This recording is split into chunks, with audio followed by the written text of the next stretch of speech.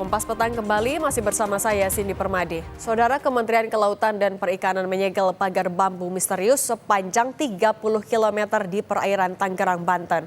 Penyegelan ini dilakukan karena pagar bambu laut tidak memiliki izin dasar kesesuaian kegiatan pemanfaatan ruang laut.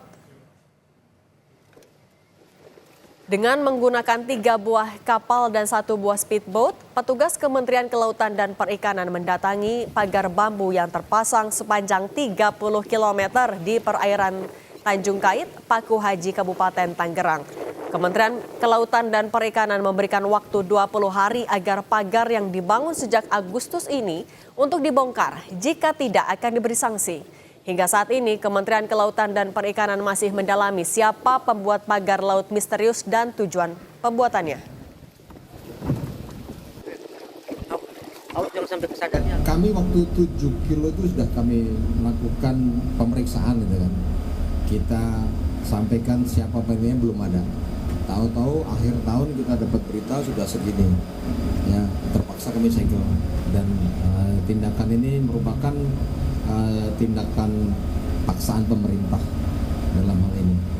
Hentikan dulu, jangan ditambah-tambah lagi. Kalau dulu 7 aja bisa nambah jadi 30.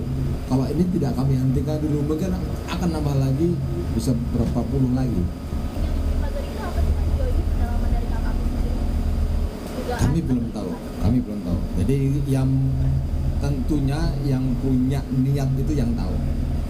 Ya, selama kami belum menemukan penanggung jawabnya, kita belum tahu.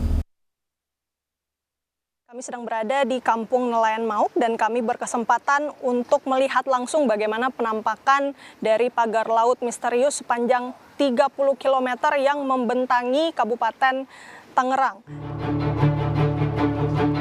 Jurnalis Kompas TV Renata Panggalo menelusuri lokasi pagar laut misterius sepanjang 30 km di perairan Kabupaten Tangerang, Banten. Jarak dari pesisir pantai ke lokasi pagar misterius terpanjang sangat dekat, hanya kurang dari 2 km.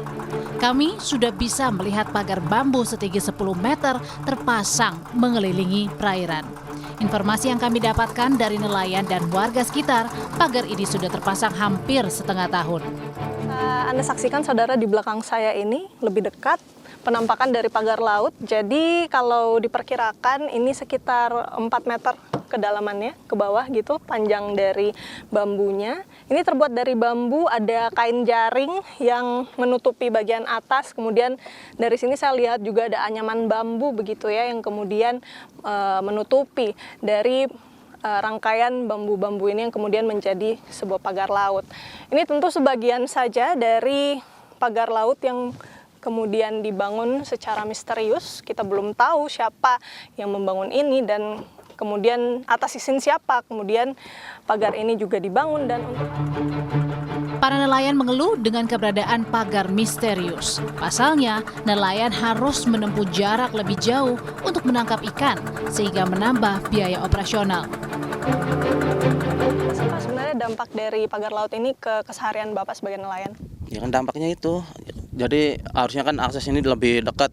Paling ngabisin solar paling 1 liter 2 liter. Sekarang itu harus ngabisin solar 5 liter nyampe 10 liter. Dampaknya ke biaya atau ongkos ini ya, perjalanan untuk menggunakan solar begitu. Nebar jaring nelayan di sini, Mbak. Dari ujung sono ke ujung sono itu nelayan nebar jaringnya. Semenjak ada pematokan ini, jadi nelayan itu susah nyari hasil di pinggir itu. Jadi larinya ke tengah. Itu sih cukup.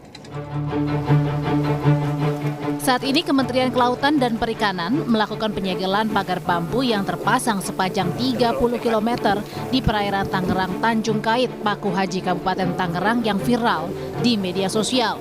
Menteri Kelautan dan Perikanan Sakti Wahyu Trenggono memastikan akan membongkar pagar laut tersebut jika terbukti melanggar. Ya, pada dasarnya yang namanya penggunaan ruang laut yaitu harus punya izin KKPRL. Ya. Kalau tidak ada izin KKPRL ya tidak boleh dilakukan, itu namanya pelanggaran. Kita sudah turunkan Direktur Jenderal STKP untuk melihat situasi di lapangan apakah ada izin KKPRL-nya atau tidak. Kalau tidak ada izinnya ya itu kita akan memberikan peringatan kepada yang melakukan. Ada sanksi selanjutnya tidak, Pak? Pasti dicabut. Keberadaan pagar laut misterius terungkap setelah adanya laporan dari nelayan pada Agustus 2024. Dinas Kelautan dan Perikanan Banten bersama polisi khusus dan tim gabungan pernah mengecek keberadaan pagar laut ini pada September 2024 dan ditemukan bahwa pemasangan pagar tidak punya izin resmi dari pemerintah daerah setempat. Tim Liputan Kompas TV.